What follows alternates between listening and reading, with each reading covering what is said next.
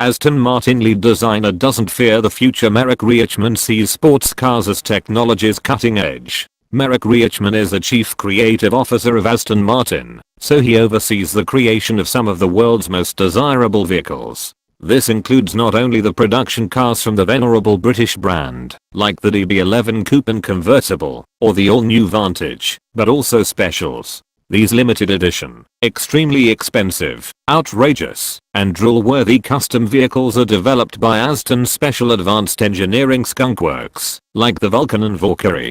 And, now, with the revival and reimagining of Lagonda as an electric and autonomous ultra-luxury sub-brand, he's also responsible for creating a full line of vehicles to fill out its offerings, a limousine, a coupe and SUV. Speaking at the global launch of the brand's new Vantage, long its best-selling vehicle and the entry-level gateway into the Aston universe, Reichman is cautiously optimistic about the future of the traditional sports car. In part, because he believes that some humans will always crave speed and feel. Washing clothes became automated. Building refrigerators became automated. Everything becomes automated because we see it as advanced, Reichman says.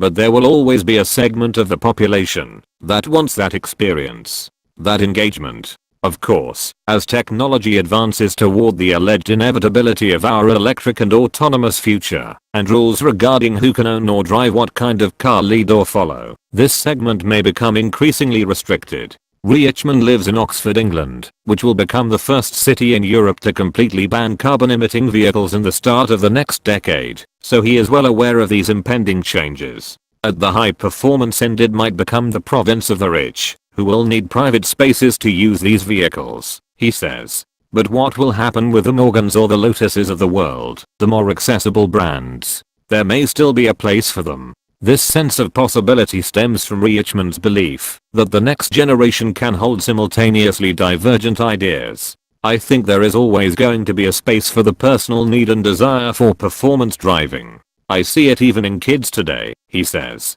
They believe in the world of electrification.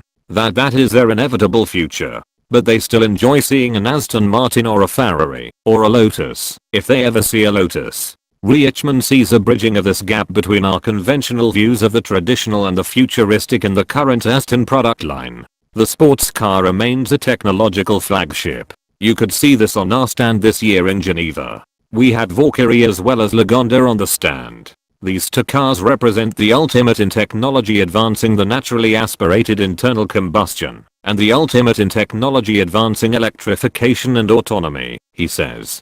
He sees these two developments working hand in hand, across brand and sub-brand. You don't have to be a scientist to know that Lagonda can inspire and influence Aston Martin. The same factory where that car will be built will also be where we make the new DBX crossover. Moreover, Reichman hopes to see these two streams align in the design and execution of the Aston product portfolio, especially within the category of traditional performance vehicles. Sports cars haven't yet taken advantage of the benefits of electrification. With batteries I'm surprised that there isn't different forms. I think people haven't been brave enough, Reichman says.